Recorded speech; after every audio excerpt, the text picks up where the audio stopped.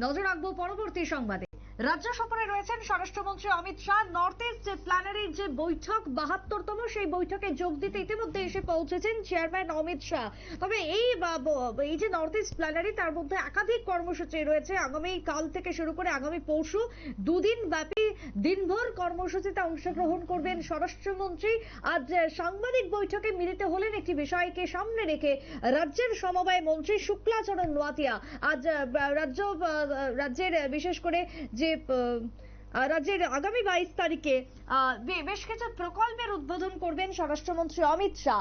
একাধিক প্রকল্পের উদ্বোধন রয়েছে আগামী 22 তারিখ রবীন্দ্র শতবার্ষিকী ভবনে। সেই উদ্দেশ্যকে সেই বক্তব্যকে সামনে রেখে আজকের সাংবাদিক বৈঠক মন্ত্রী শুক্লাচরণ নোয়াতিয়ার। সেক্রেটারিয়েটে আজকে সাংবাদিক বৈঠক আগামী 22 তারিখে রবীন্দ্র শতবার্ষিকী ভবনের একাধিক কর্মসূচিকে কেন্দ্র করে। কি বক্তব্য মন্ত্রীর, শুনুন।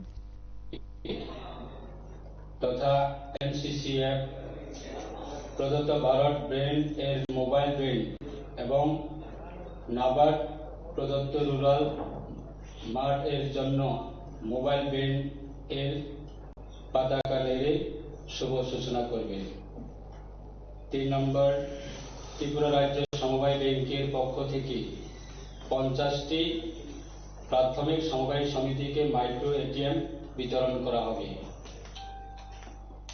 4 নম্বর, উদয়পুরের সনবন এলাকায় Tripura state cooperative consumer federation limited তথা TSCCF এর কর্তৃক নির্মিত নতুন পেট্রোল পাম্পে শুভ উদ্বোধন অনুষ্ঠিত হবে।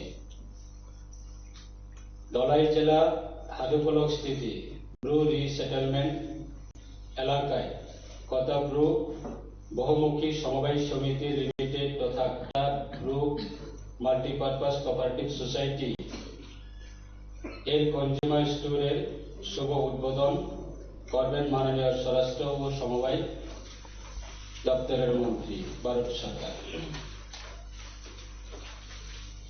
মোহনপুর মহকুমা কাটলামারা স্থিত দলদলি ল্যান্ডসের বিক্রয় কেন্দ্র শুভ উদ্বোধন করবেন মাননীয় স্বরাষ্ট্র ও সমবায় মন্ত্রী। অরুন্ধতী নগর স্থিত ত্রিপুরা রাজ্য সমবায় ইউনিয়নের অন্তর্গত স্মার্ট প্রশিক্ষণ কেন্দ্র শুভ উদ্বোধন অনুষ্ঠিত হবে। মাননীয় মন্ত্রী মহোদয় কর্তৃক national cooperative consumer federation limited তথা NCCF এর মিনি ডাল বীজ বিতরণের শুভ সূচনা হবে। এই অনুষ্ঠানে ন্যাশনাল কোঅপারেটিভ অর্গানিক্স ফেডারেশন তথা NCOF এবং Tripura state organic development agency এর মধ্যে দুটি মৌ স্বাক্ষরিত হবে। তাই এই বিশেষ আমাদের শুভ সংবাদ, সেটাকে আমরা রাজ্যের প্রত্যেকটা মানুষ এবং প্রত্যেকটা নাগরিকের কাছে সেটা অবগত করার জন্য আজকে এই মহতী অনুষ্ঠানে সম্মানিত করা হয়েছে। তাই বিশেষভাবে আমাদের আপনারা শুনলেন মন্ত্রী শুক্লাচরণ নোয়াতিয়ার বক্তব্য। আজকে সেক্রেটারিয়েটে এই বিষয়ে বিশেষ সাংবাদিক বৈঠক মন্ত্রীর। আগামী 22 তারিখে রয়েছে বেশ কিছু কর্মসূচি। স্বরাষ্ট্রমন্ত্রীর আগামীকালকে রয়েছে মূল বা পূর্ণাঙ্গ প্ল্যানারি কমিটির বৈঠক। আজকে রাতে ইতিমধ্যে টেকনিক্যাল প্ল্যানারি কমিটির বৈঠকে উপস্থিত থাকবেন স্বরাষ্ট্রমন্ত্রী।